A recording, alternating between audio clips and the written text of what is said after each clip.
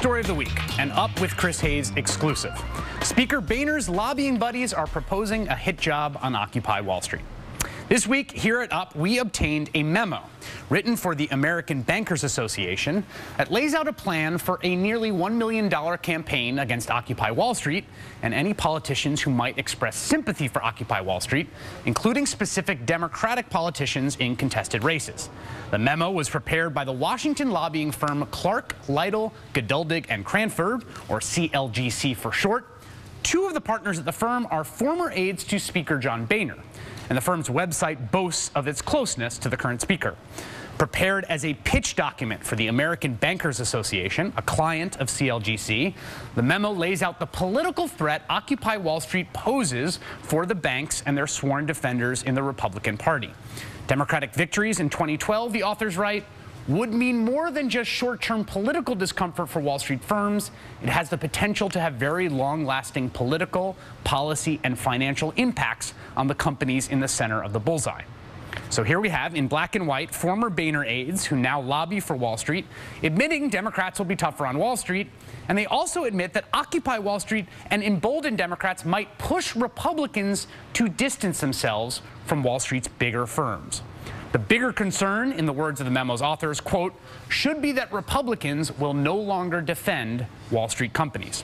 In order to head off this terrifying eventuality, the memo proposes a program of opposition research on Occupy Wall Street activists, which, quote, will also identify opportunities to construct fact-based negative narratives of the OWS for high-impact media placement to expose the backers.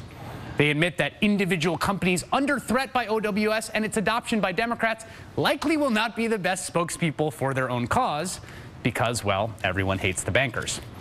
So the former Boehner aides who now lobby for Wall Street sketch out a strategy of deploying proxies to shield for Wall Street and against Occupy without the public knowing. The former Boehner aides also urge big banks to punish politicians who target them early on in order to send a message. Quote, a big challenge is to demonstrate that these companies still have political strength and that making them a political target will carry a severe political cost. And they say that a strong media placement early in a transition to adopt the OWS movement will send a powerful signal about the risks of carrying that through.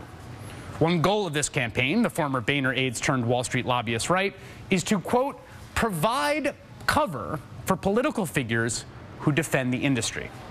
They are proposing a campaign using Wall Street money to defend Wall Street's political allies and specifically targeting Democratic politicians for re-election who might stand up to Wall Street, naming Ohio Senator Sherrod Brown and identifying Senate races in Florida, Pennsylvania, Virginia, Wisconsin, and New Mexico for targeting as well.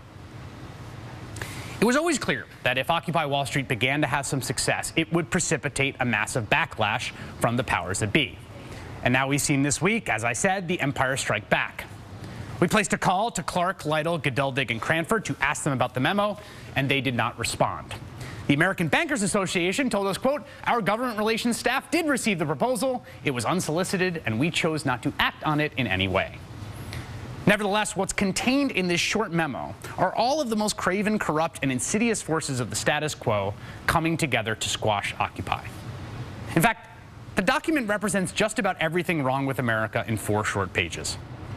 We have a lobbying firm whose webpage glowingly advertises that Sam Geduldig, a former Boehner staffer, quote, knows how to kill legislative threats to his clients, drawing up a battle plan for the financial industry and its 1% members to use their deep pockets to attack the Occupy movement and protect the bank's financial interests by creating, quote, political cover for bank-friendly policies. And while doing this, they would, of course, have the help and connections of fellow partner Jay Cranford, who just a few short months ago was working as a policy aide to Speaker Boehner. Here's the thing to consider. This is the most important point. This is just one memo from one firm that we just happened to get our hands on.